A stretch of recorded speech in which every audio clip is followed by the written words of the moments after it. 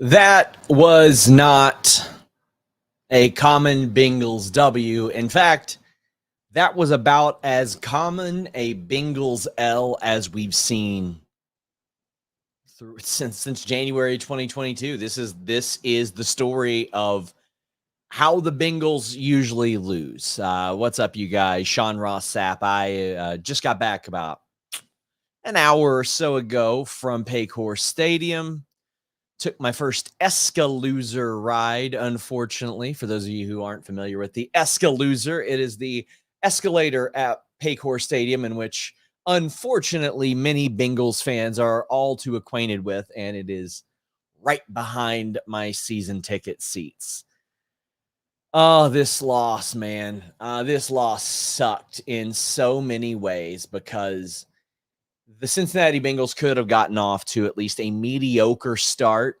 Instead, they are in the same position that they find themselves in far too often. An 0-2 start, 0-2 in the division, now facing an entirely different series of uphill battles that may throw the entire season into question and throw a wrench in that optimism. I learned long ago not to let this really affect my mood and all that. And as Thomas Lippett's saying, can't blame the rain, can't blame anything. I know what I'm blaming. I've said this about the 2022 Cincinnati Bengals, and I mean this from the Super Bowl all the way up to their elimination the following year in the AFC Championship. I'm not going to say these are games the Bengals should have won, but today was yet another game the Bengals could have won. The Bengals, every single game from the Super Bowl 2021 season through last year, except for the Browns, both last year and this year, their losses are games they could have won. They were not going to beat the Browns last week. They weren't going to beat the Browns on Monday night last year. Those were out of reach. Every other game was within reach. This game not only was within reach, this is one the Cincinnati Bengals could have won, and there are a lot of reasons why they didn't. First off, they cannot stop the run game. That is something right now that the Cleveland Browns and the Baltimore Ravens have highlighted, is that if you run the ball 30 to 40 times against the Cincinnati Bengals and you have a mobile quarterback like both of these teams do, and many other teams do not have the fortune of having, you're going to stand a pretty good chance at beating them. The Baltimore Ravens ran the ball 37 times, 4.8 yards per carry, including 12 carries by Lamar Jackson for 4.5. Gus Edwards, 6.2 yards a carry. He got a touchdown as well. He did great. Gus Edwards and Justice Hill did a pretty good job. Everybody there were getting their reps in and filling in appropriately where where they needed to. And Lamar Jackson is a better thrower than anybody gives him credit for. Like, a lot of people writing Lamar Jackson off. I am not one of those people. I was not ready to write him off at the end of last year or anything. And now with weapons, you got Zay Flowers, you got Odell Beckham Jr., Mark Andrews is back. That hurt too. The run game and just short throws over the middle for about 10 to 12 all day long for the Baltimore Ravens. With regularity, three things happen for the Baltimore Ravens. Throws over the middle for 10 to 12, picking up third down conversions, running the ball for a smooth 4 to 6, usually about 5 to 7, unless some of those numbers for Lamar Jackson were when he was trying to avoid getting sacked and all that. But which, by the way, he didn't get sacked once. He would always at least break even on that. And there were at least 5 different times he should have been sacked, and he was juking people out of their ACLs. Those big third down conversions helped so much. Lamar Jackson's just good, man.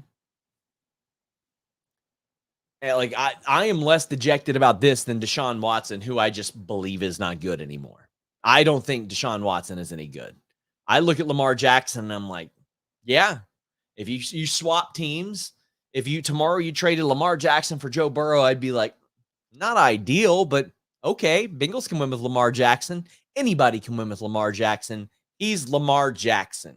He can do anything. He's great. Incredibly versatile quarterback that does not get the credit in which he deserves, in my opinion.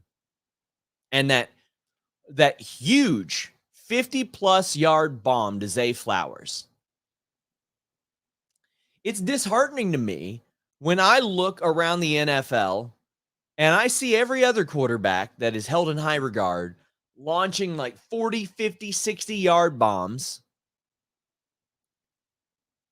And I'm like, wait, I could have swore that we drafted with the number 1 overall pick, a generational QB, paid him more money than anybody in history, put 3 very elite wide receivers around him, and Tyler Boyd would be number 1 on many teams. It looked like a number 1 very early today.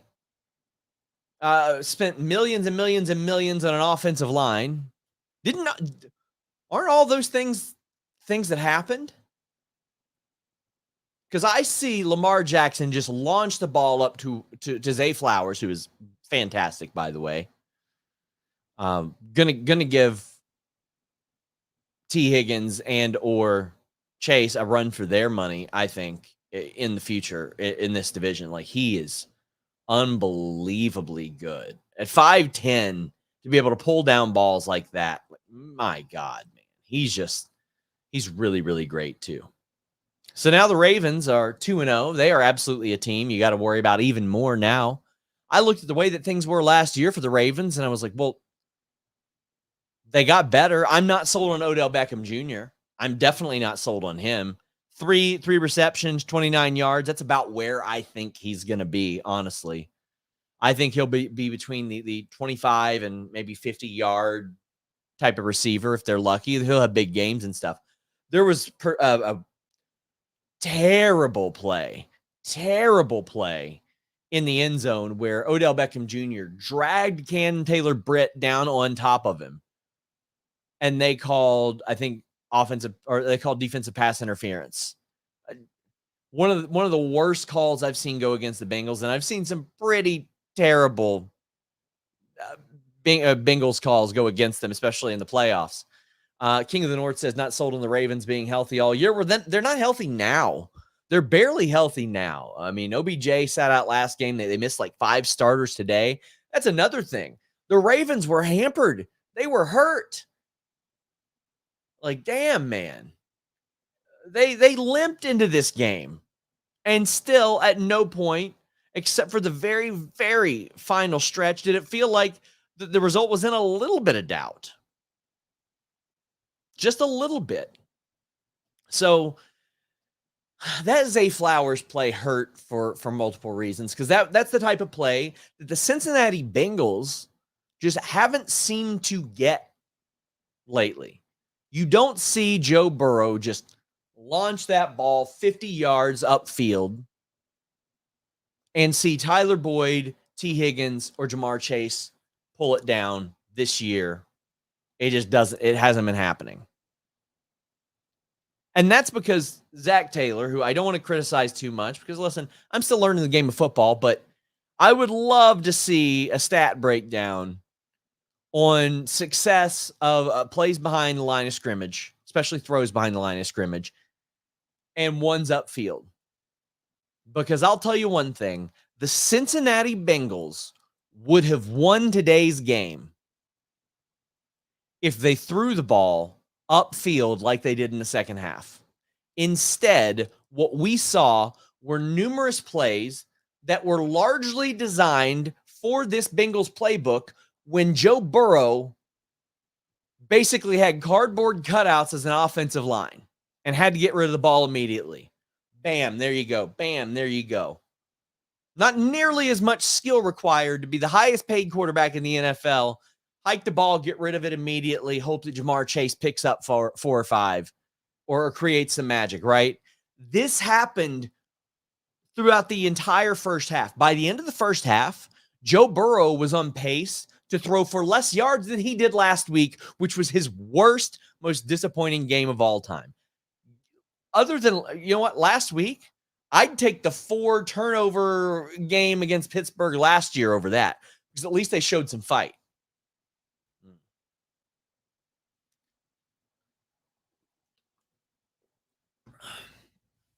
Lots of frustration there for me. Like the play calling here seemed asinine. When you have the weapons that you have in Chase, Higgins, Boyd, and you won't throw the ball up the field, or you won't call a play in which your quarterback can throw the ball up the field. And then what happens in the second half? They start doing that. And tell me what happens in the second half. Joe Burrow throws 2 interceptions. Joe Burrow throws for almost 200 yards, about 190 yards in the second half. But hey, you know what? Say this. Say you don't want to throw the ball up the field. Well, it's a good thing you have a Joe Mixon, right? You brought him back, you reworked his deal. It was a very fortunate deal for Joe Mixon because he very well could have been replaced. And what has Joe Mixon done this year? He's done his job, and he's done his job very well. This is the Joe Mixon that the Cincinnati Bengals needed last year. If they had this Joe Mixon throughout last year, they probably would have won 2 more games. But right now, you've got Joe Mixon, when he's given the ball, showing up and doing his job. 56 yards last week, 59 yards this week, 13 carries on each of them. 13 carries on each of them.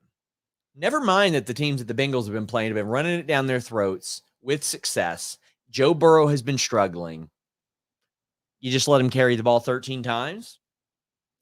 Why feed it to him about 5 or 6 more times if he's having that type of success?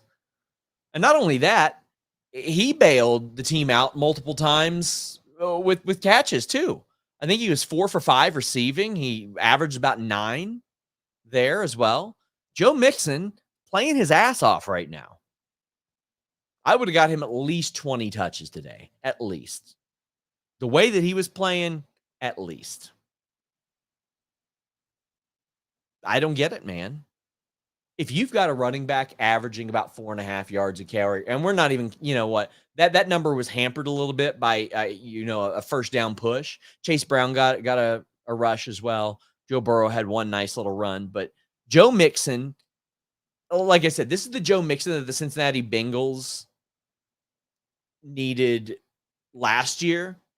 And Orlando Brown is the lineman that Joe Mixon needed last year. Just saying, man, like not every play needs to be behind the line of scrimmage. And perhaps the ones that do could lean a little bit more into a guy like Joe Mixon, who is doing pretty damn well there. Some really disappointing throws from Joe Burrow. There was one that I watched sail right over the Jamar Chase's head, just out of bounds. There was one in the end zone to Irv Smith that he had no chance of catching. And then, unfortunately, there was one to Irv Smith earlier that looked like it was a first big completion of his Bengals tenure. And unfortunately, he couldn't get inbounds there. But I thought it was a good throw from Joe as well there. Overall, though, Higgins looked very good. 8 out of 12 after not catching a single pass last week. He looked really good. 2 touchdowns this year. So good to get that, get that off your back, not having a receiving touchdown, not having a passing touchdown, not having a rushing touchdown of any capacity.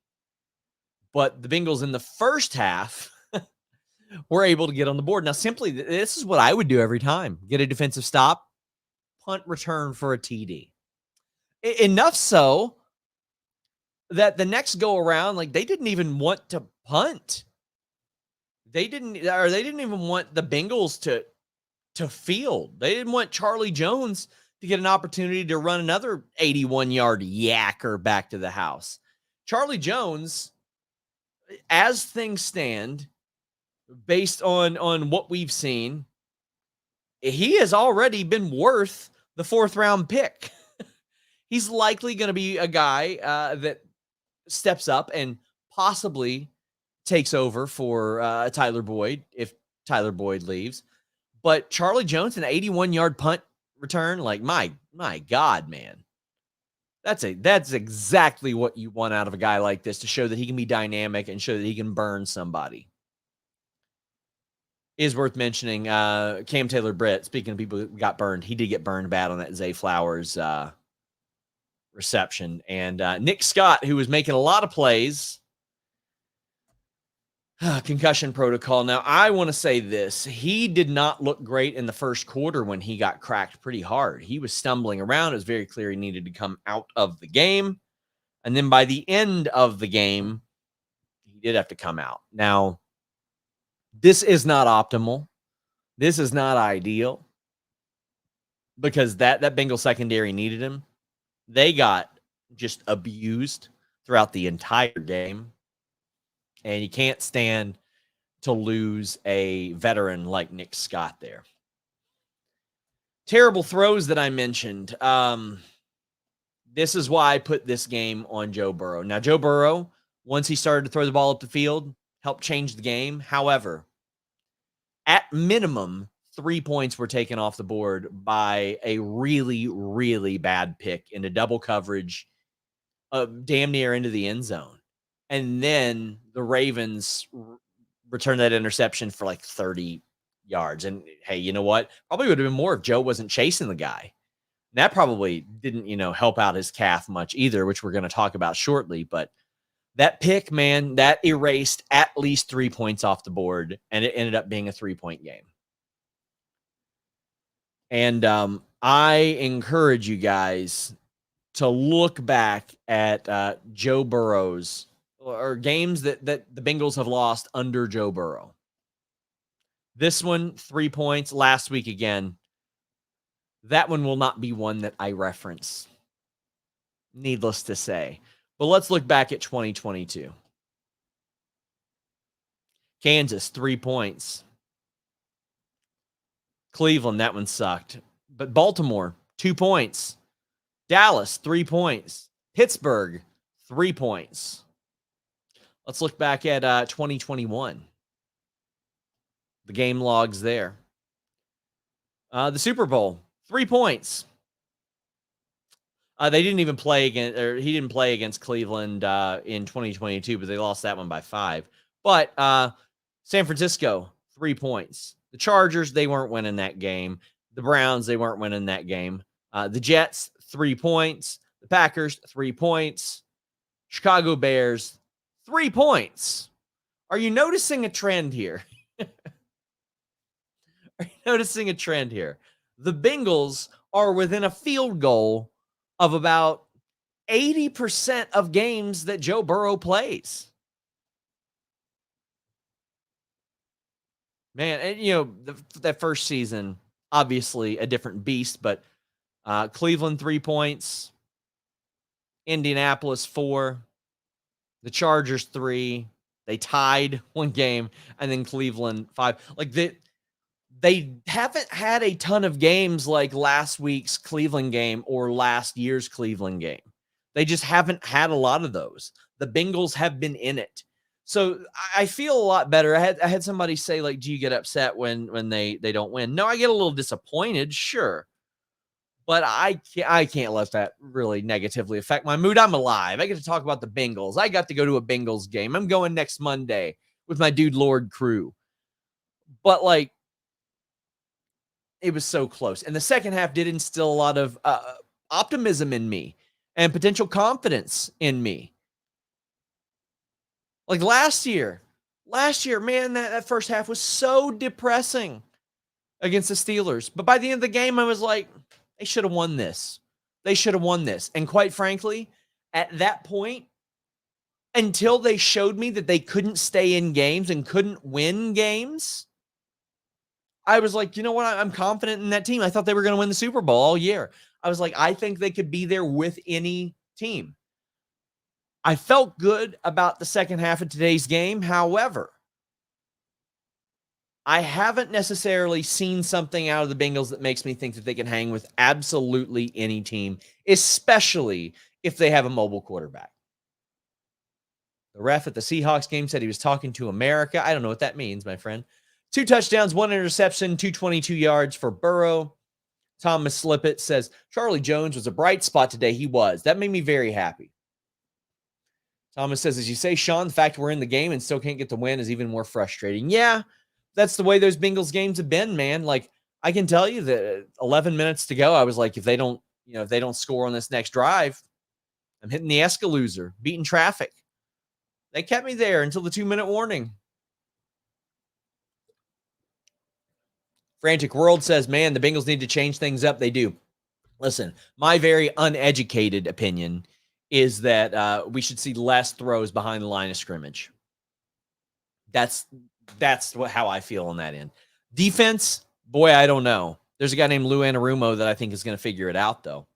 Also, I think that Joe Mixon should be running the ball a lot more.